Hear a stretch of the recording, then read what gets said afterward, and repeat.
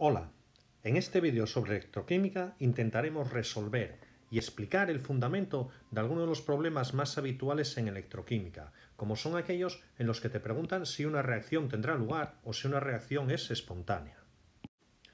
Un ejemplo de esos problemas lo tienes aquí. Podrían darnos esta reacción en la que te dicen que el cloro reacciona con el ion yoduro para dar iones cloruro y yodo. Y me preguntan si esta reacción tiene lugar. Y cuestión muy importante, los datos que me dan son esto que pone aquí, E sub 0, que veremos lo que es. Me dan lo que se llaman los potenciales de reducción de cada uno de los dos pares redox que aparecen en la reacción. Vamos a explicar qué significa y cómo debemos manejar esa información. Pues una de las primeras cosas que tenemos que saber es que las reacciones de oxidación-reducción, las que podemos llamar reacciones redox, se pueden clasificar según su espontaneidad en dos tipos. La primera son reacciones espontáneas. Esas reacciones espontáneas nos permiten obtener energía a partir de la energía que se libera en la reacción. La reacción ocurre por sí mismo de manera espontánea y nosotros podemos aprovechar esa tendencia de los reactivos a reaccionar para aprovechar energía. Eso es lo que ocurre en las pilas, que más correctamente las llamaríamos pilas voltaicas.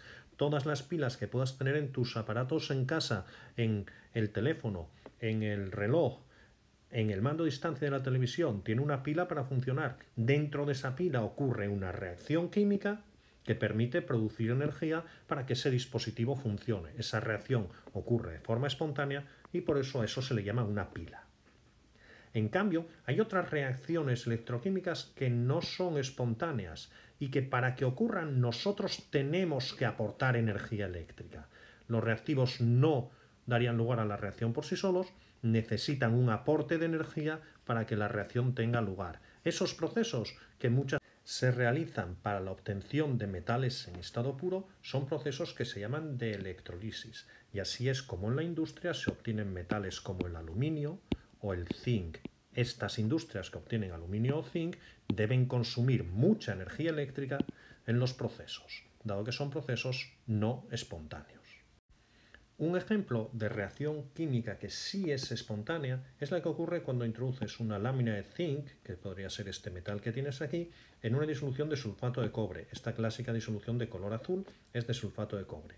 ¿Qué es lo que ves al cabo de unos pocos minutos? Que la lámina de zinc ya no está plateada, sino que aparece así, de color oscuro, recubierta de una sustancia oscura, que será el cobre que se depositó. Pues bueno, si dejas pasar más tiempo, al cabo de 24 horas, resulta que la disolución ya no es azul porque todo el cobre que estaba como cobre 2 en la disolución, sino que ha reaccionado, se depositó sobre la lámina y después cayó aquí al fondo y está aquí como cobre 0. Esto es una reacción espontánea, ocurre sin que nosotros tengamos que aportar ninguna energía.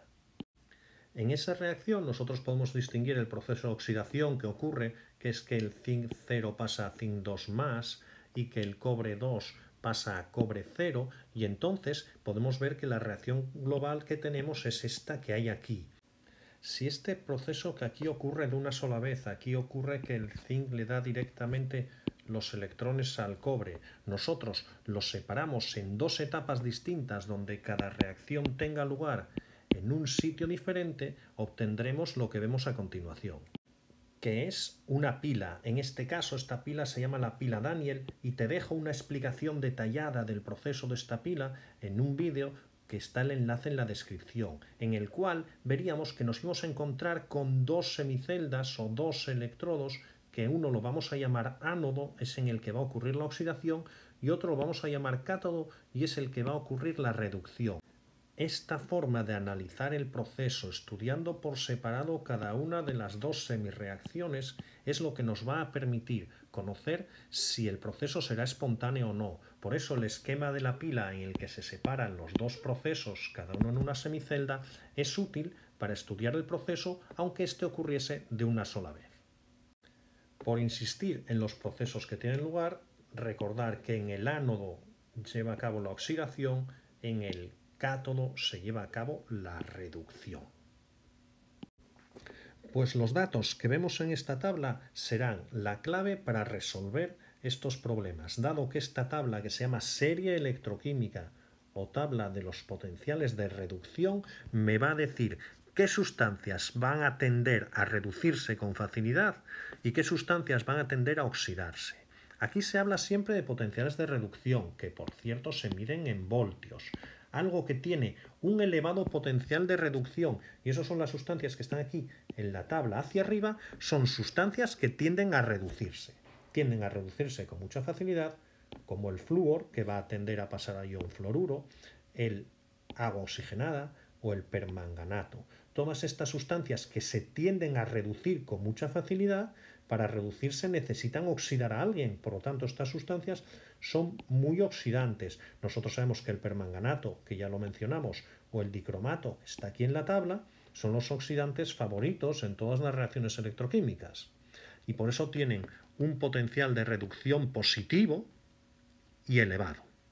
En cambio, las sustancias que están por aquí abajo, que puede ser el ion litio, el ion sodio, el ion magnesio, no tienden a reducirse, sino que al contrario, estas sustancias lo que ocurrirá es que su otra forma del par tenderá a oxidarse. Estas sustancias tenderán a ir hacia aquí la reacción. Si tiene sodio metálico, lo más probable es que ese sodio quiera oxidarse, porque tendrá un potencial de reducción muy bajo y en consecuencia va a preferir estar en su forma oxidada.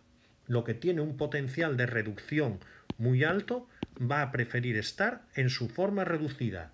Todas estas sustancias de esta zona es más fácil que nos las encontremos en esta forma, que se hayan reducido, que la encontremos en la otra. Al contrario, todos los que están en la parte de abajo es mucho más probable que nos los encontremos en esta forma, que es su forma oxidada, que en esta otra, porque estas sustancias no tienden a reducirse, tienden a permanecer oxidados o a oxidarse. Esta es, por lo tanto, la tabla de la que sacaremos los datos para resolver estos problemas.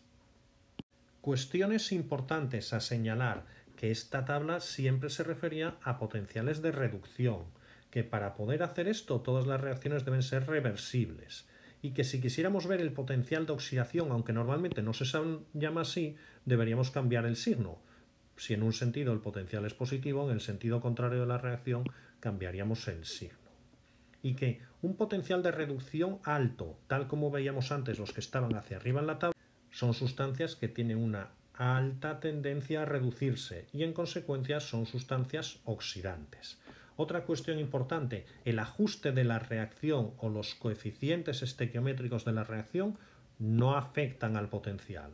¿De acuerdo? Es una magnitud que se llama intensiva, no depende de la cantidad de materia.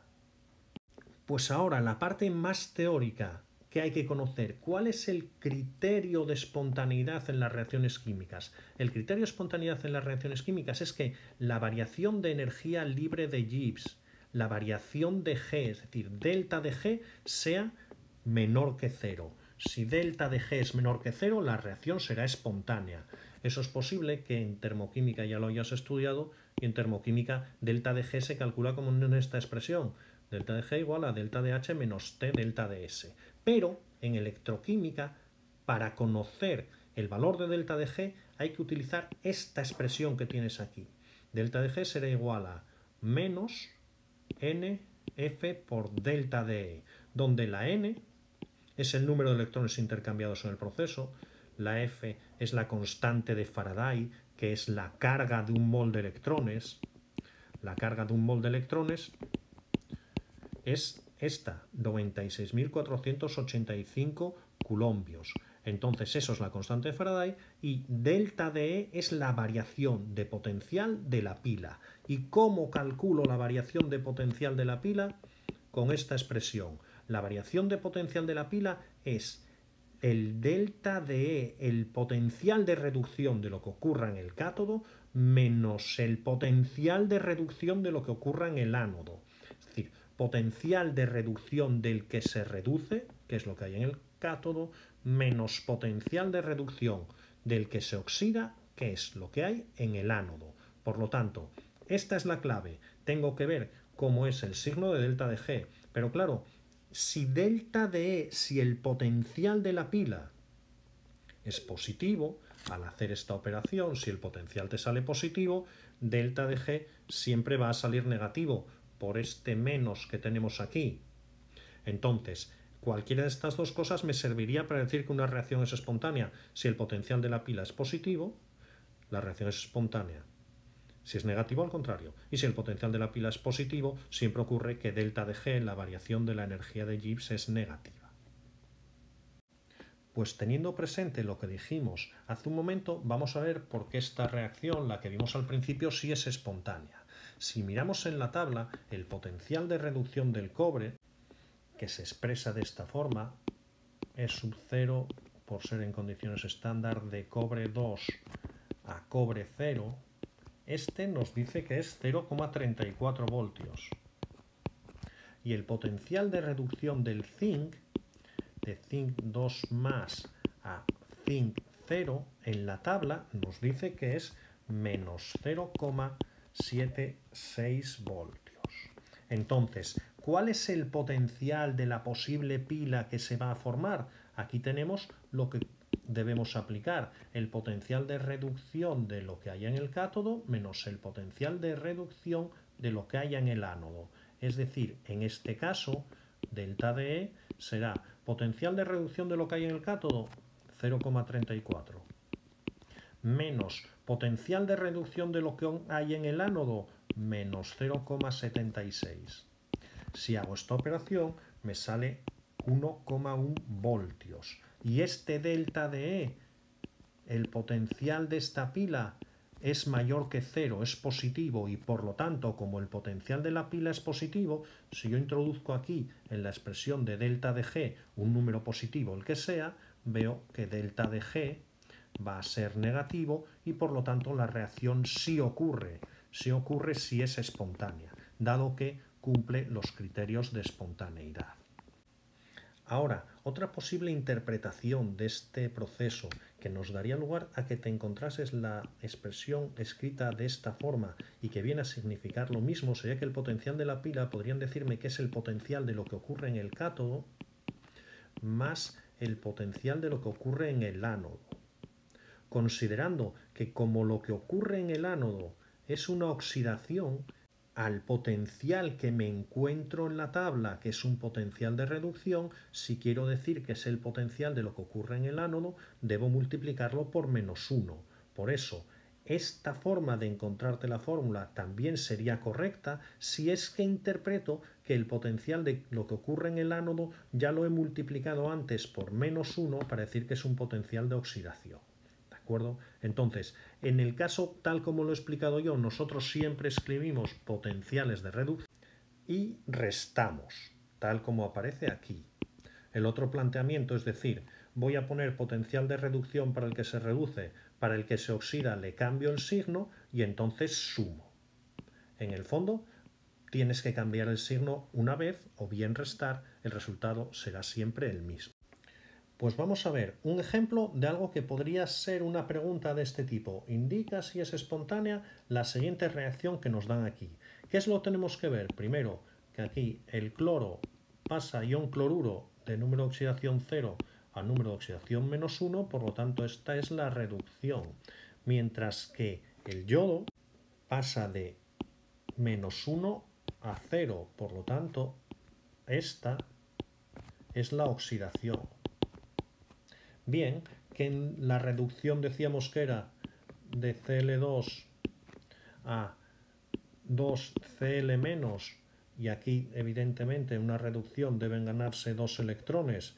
¿Y cuál es el potencial que nos dice el problema? Nos dicen que el potencial de este proceso es 1,36 voltios, escrito en el sentido de reducción. En cambio, la oxidación veíamos que era de 2 y menos para dar a lugar a I2 sólido, y aquí es donde se van a desprender 2 electrones. Y el potencial de reducción de este par nos lo dice 0,53 voltios.